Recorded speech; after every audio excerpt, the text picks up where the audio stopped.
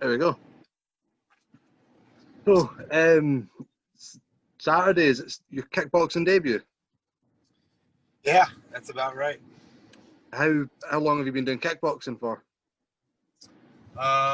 Maybe 2 or 3 years, maybe the last 18 months, pretty seriously. So it's How about did due you about time. How did you get into training? Just in general, like any type of training? I've always had I've always taken it as kind of a hobby throughout my life, and recently I just decided to take it more seriously. I found a really good gym here and a good team and a bunch of good coaches, and just decided to see what I could do with my body and my skill set. Where is it you train? At High Altitude Martial Arts, which is an Easton affiliate with Elevation Fight Team, and also Pound for Pound Muay Thai. I mean, that's not bad camps to be training with. If you're looking to get into anything, you must have like the top quality sparring partners and training partners all the time to work with. Yeah, I mean, I find myself the least experienced and skilled in the room, which I think is a good place to be for someone like me. So I'm happy to be there. See, is kickboxing something you want to keep going on with, or do you want to, end up doing MMA, or where do you think your path lies? Ideally MMA.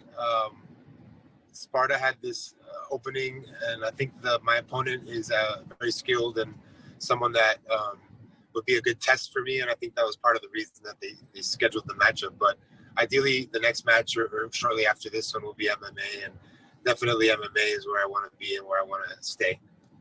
What was your first martial art that you started training?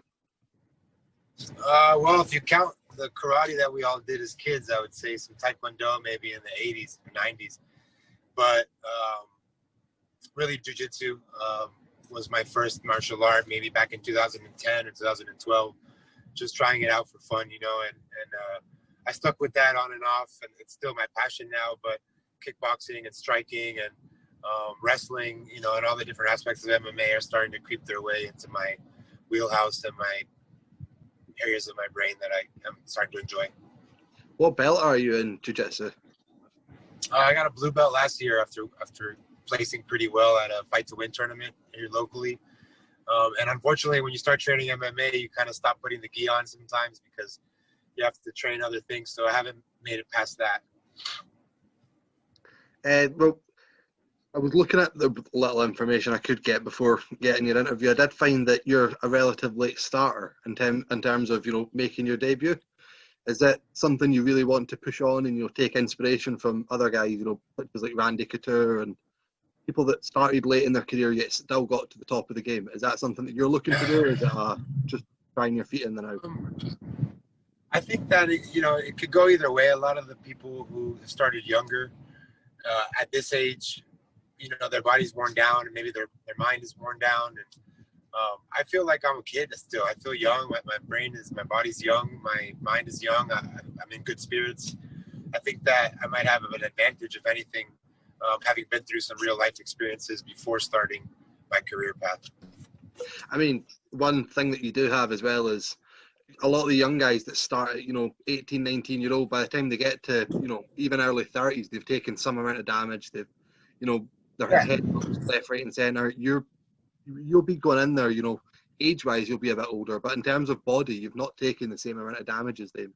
So I imagine you'll have, a later peaking point. You'll be able to keep going for a longer amount of time. Yeah, that's the idea, and I think that different people mature at different rates, physically and otherwise. And, my father is a Cuban American, and I definitely have some Cuban genes running through me. And it's no secret that Cuban athletes last well into their 40s, so I hope to be one of those. Well, I mean, yeah, we've got most famous of them all, Yoel Romero, another one that started late in his career as well in MMA. Exactly, yeah. Oh, what you're fighting at 175? Is that just because it's is it short notice, or is that somewhere 170, 185, somewhere you want to be? That's what I was offered. I would have fought at 170. I was hoping to fight at 170. So, I mean, I have no problem. I walk around pretty light. I'm not one of those guys who cuts a lot of weight or wants to do that. So I fought at 75 because that's what was offered, and I accepted. But in MMA, ideally, I'll be fighting at 170. How does it feel fighting on the card that's, the first ever bare knuckle MMA sanctioned card in the whole US? It's cool, man. I think more than anything, just being able to participate in an event, during the shutdown, or where a lot of states are all the way shut down and we're partially shut down, and having a venue and a state that's willing to put on the show, I think is the coolest part of being a part of it, just during the times that we're in. Perfect. I think that's it. I'll let you go. Well, man, I appreciate it. Thank you very much. Oh, sorry, just saying thanks for that, mate.